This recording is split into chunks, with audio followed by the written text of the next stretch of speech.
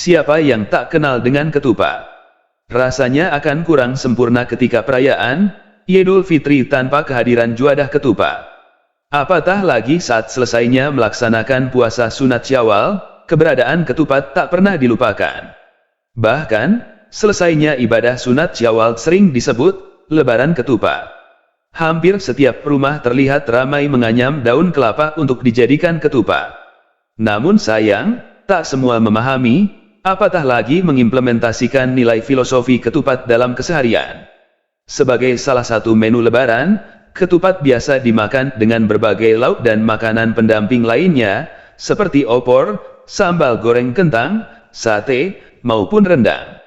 Di luar Idul Fitri, tradisi juadah ketupat jarang ditemukan sebagai menu utama. Hal ini menarik untuk difikirkan rahasia di sebalik ketupat. Sebab, eksistensi ketupat bukan sebatas menu utama yang dinikmati di pagi Syawal. Eksistensinya penuh makna dan berkaitan erat dengan bulan Syawal dan kualitas diri hamba mengharap Idul Fitri yang hakiki. Dalam buku Malai Annual, Hermanus Johannes de Graaf, ahli sejarah asal Belanda, menyebutkan bahwa ketupat pertama kali muncul pada masa kerajaan Demak, abad ke-15 M. Dalam catatannya, ketupat diperkenalkan oleh Sunan Kalijaga kepada masyarakat umum. Melalui ketupat, kuliner lokal, ia mengenalkan Islam agar mudah diterima.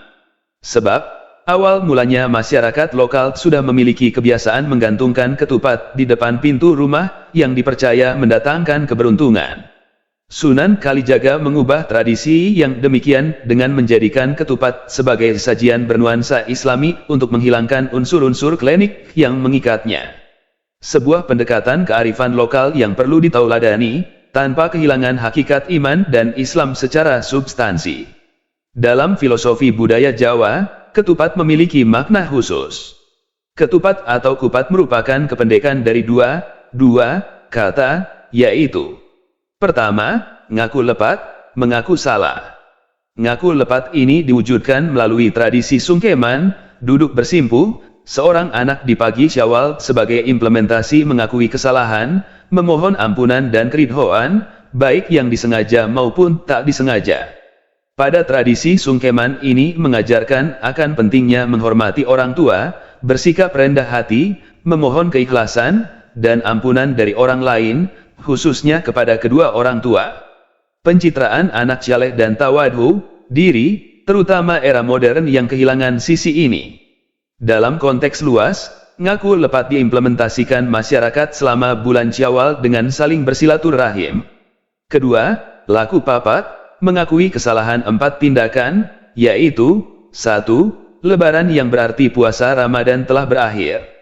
Mungkin selama Ramadan, tak banyak amal dilakukan, tak banyak waktu mengingat Allah, tak mampu diri memetik rahasia ilahi, tak kuasa diri membendung godaan iblis.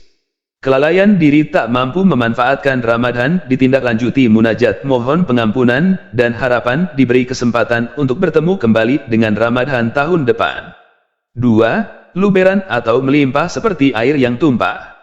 Luberan ini memiliki makna untuk mengingatkan diri berbagi kepada fakir miskin dan orang-orang yang tak memiliki kemampuan atau kelebihan harta. 3. Leburan memiliki makna untuk meleburkan dosa dengan saling bermaaf-maafan satu sama lain, silaturahim. Dengan begitu, dosa yang telah diperbuat dapat melebur dan kembali suci, fitrah. 4. Laburan, berasal dari kata labur atau kapur putih.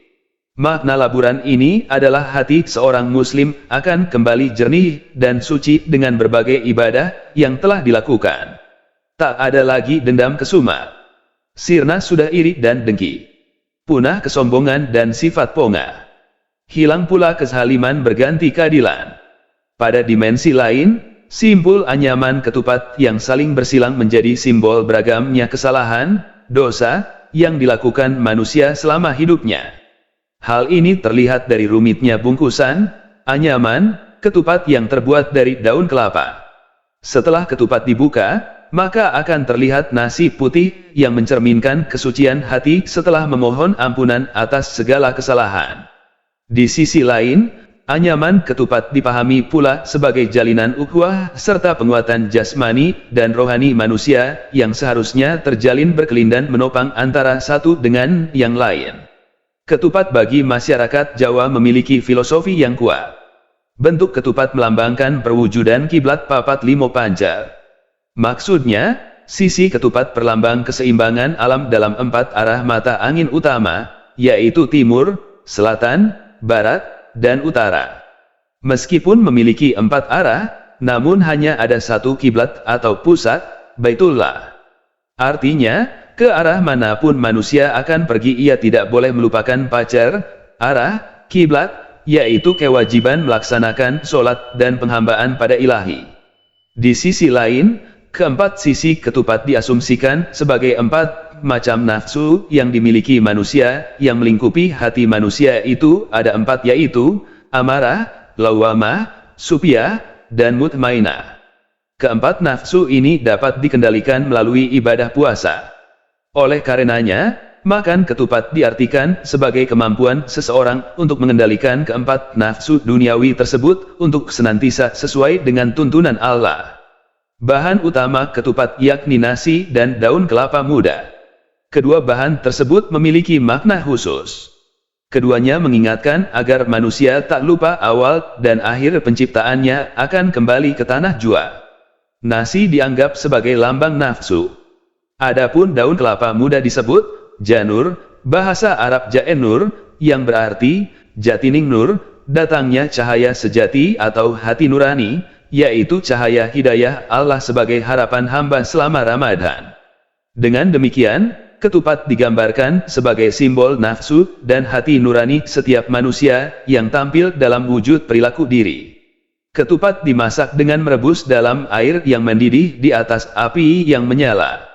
Demikianlah pula tujuan pelaksanaan puasa yang benar akan mampu merebus semua virus dosa diri. Ketika ketupat matang dan dipotong, terlihat nasi putih muncul di dalamnya.